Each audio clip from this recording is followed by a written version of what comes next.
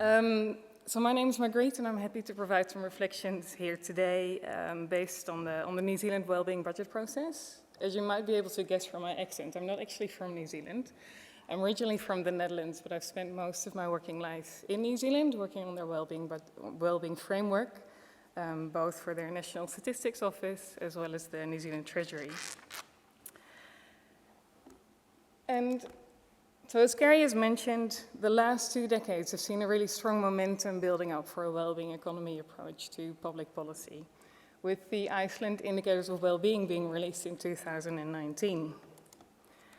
And what these Beyond GDP frameworks recognize is that our current system is broken, and that around the world we're finding ourselves trapped in this system whereby a narrow focus on economic growth is causing harm to people and the planet, which then requires increasing government spending to fix the damage, and which is then used as a justification for why we need more economic growth. And as these damages are getting bigger and bigger, we're running around in this giant hamster wheel, and the question is really, how do we break this cycle? So thinking about government fiscal policy, there really are 2 sides of this coin. So one is about how we can better spend government resources to more directly promote our social and ecological well-being. And then the second side of this coin, which we won't go into as part of this session, but that I do find important to mention, is about what changes do we then also need to make to the way in which government revenue is generated so that it becomes less dependent on growth. Now, ultimately, of course, as Gary has provided such a good overview of, changing the system will require many different levers and many different kinds of interventions, and there really are no silver bullets.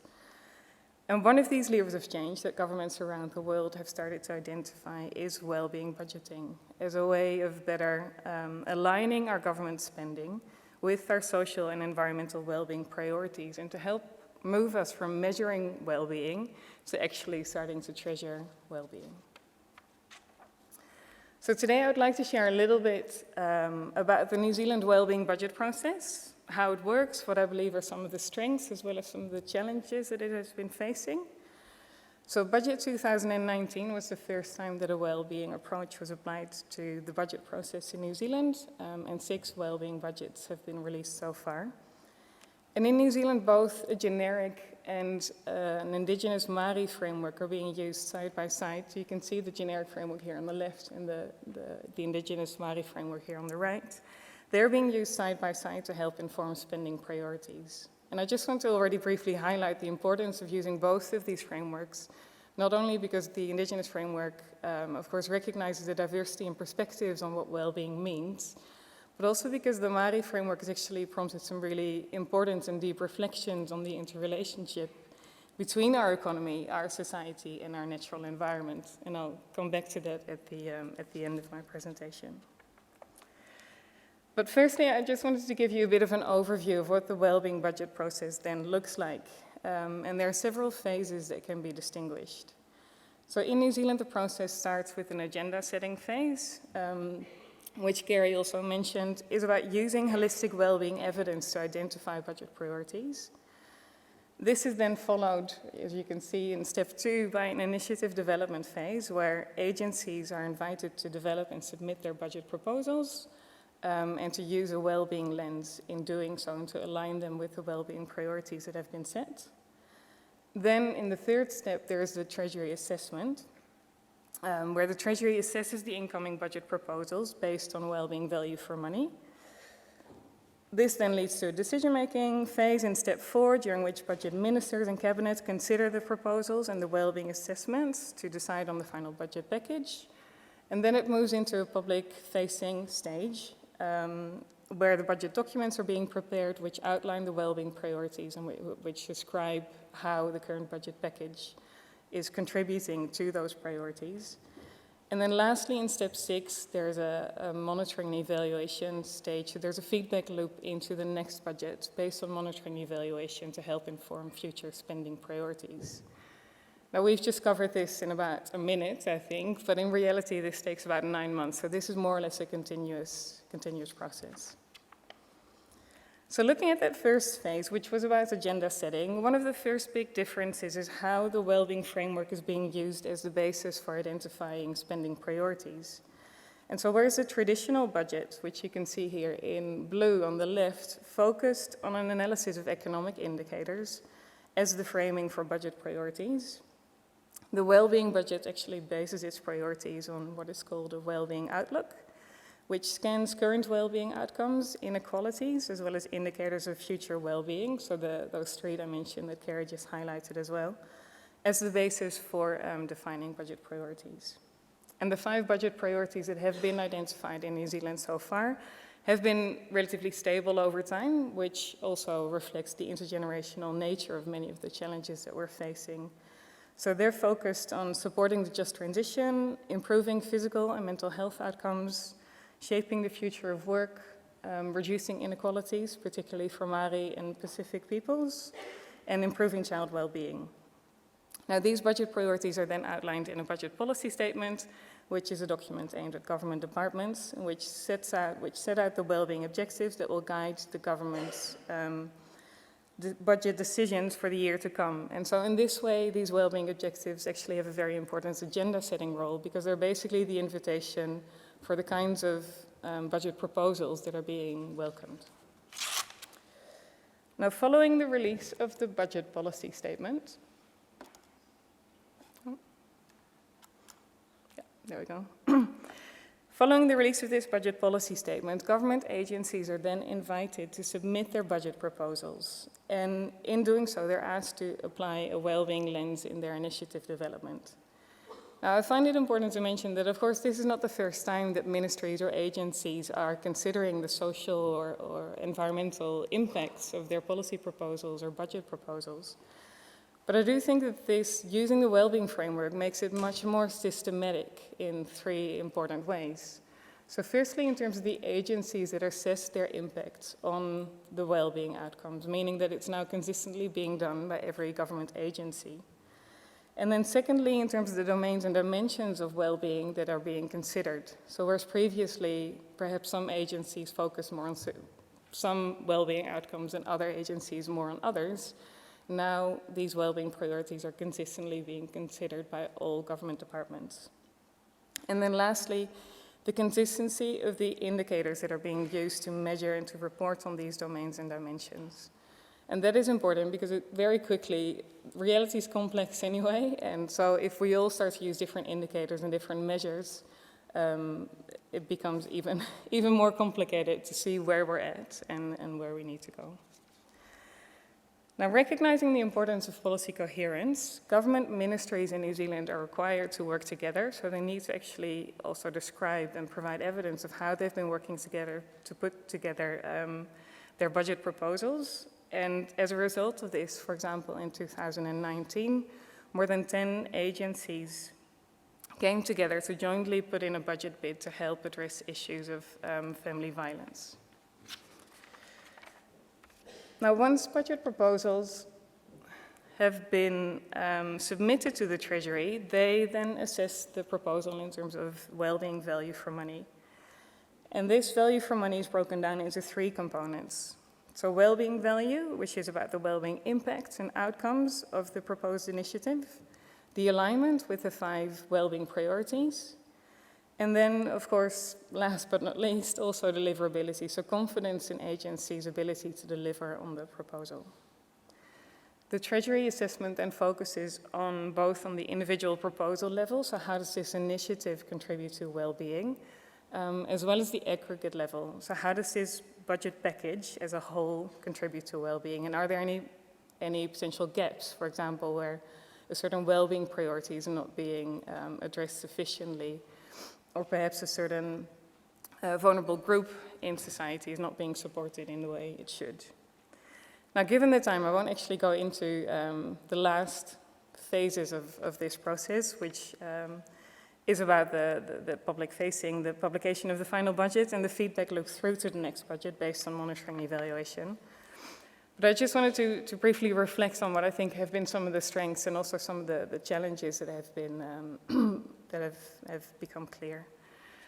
So taken together for me, one of the strengths of the New Zealand approach is firstly the way in which this has been approached, not just as a one-off procedural change, but as a much more integrated government change process. So Wellbeing has been anchored in procedural changes to the budget process, as well as spending reviews, strategic planning and reporting, and regulatory reviews. It has been anchored in legislative changes to the Public Finance Act, the Public Service Act, and the Local Government Act. And institutional changes have also been made, because this is really about a new way of working. For example, by bringing agencies surrounding a certain well-being priority together in a cluster who then jointly do their longer-term planning and jointly receive longer-term budget allocations. And throughout all of this, there's been a very strong focus on creating stronger policy coherence. Now, in New Zealand, they've explicitly framed the well-being budget process as a first step, knowing that this was new and that it wouldn't be perfect right from the start. And as I mentioned at the beginning, of course, ultimately, well-being will need to be incorporated into every part of government decision-making. But even though it's a first step, and it's not perfect, and it may not be complete, I do think that this first step on this journey is one of the most important ones, because it's really about choosing a new pathway and a conscious move away from this road that we've traveled for so long, but that is not leading us to where we want to be. And so what I've found most encouraging to see over the last 6 years have been the consistent steps that have been taken at each new budget to really build on this approach and to really further strengthen it. And I think that's been for me, a real indication of success. But of course, at the same time, there are also a lot of other international developments that the New Zealand approach can learn from and can build on. And there are a couple that I would like to mention specifically. So for me, there are at least 3 additional puzzle pieces, and they're about strengthening accountability, further strengthening citizen engagement, not only in building the vision for a well-being economy, but also in actually developing and shaping the policies on how we get there. And then lastly, the need for all of these tools to be underpinned by a real deep paradigm shift in how we see the role of the economy. And the great news is that there are actually a lot of international models that we can build on here. For example, one element that I've felt has been missing in New Zealand is both the support for agencies on this learning journey for working in these new ways, as well as accountability and holding agencies to account if needed. And I think that a unique combination can be made between a well-being budgeting approach and something like the Wales Wellbeing and Future Generations Act. And it's fantastic to have heard it. It's come up a couple of times already, which has identified 5 ways of working to get to better societal outcomes and has put some very clear accountability mechanisms in place by having a Future Generations Commissioner and an Auditor General who both support agencies on this learning journey, but also hold them to account if needed. And then secondly, while in New Zealand, the strong focus on greater policy coherence has been really important, at the end of the day, of course, the issues that we're facing are not only whole of government challenges, but they're really whole of society challenges. And so getting citizens on board and approaching this in a participatory way is key. And an inspiring example here I find is Oost-Belgium, which is the German-speaking part of Belgium, where they've established a permanent citizens council, which is a randomly selected group of 24 citizens who commit for a period of 1.5 years and who can initiate 3 citizen panels on issues and topics that are important to them.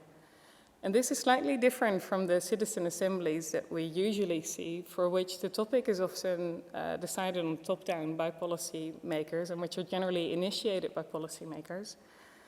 And whereas usually citizen assemblies tend to kind of dissolve once the recommendations have been made, in this case the Permanent Citizens Council actually stays on to follow up on these recommendations. So this really then becomes an ongoing conversation rather than one-off initiatives.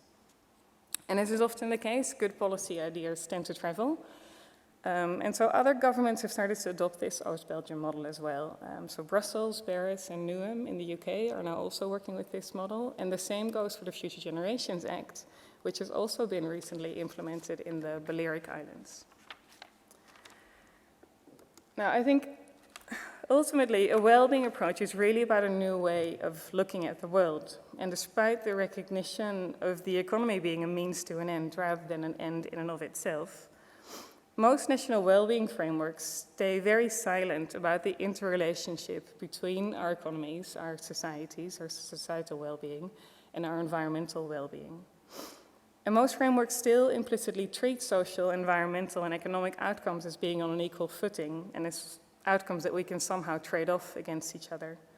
And I think the risk of that is that we then end up with well-being sprinkles on traditional recipes, so adding a little bit of green funding on top of what it's at its core, a really environmentally harmful system.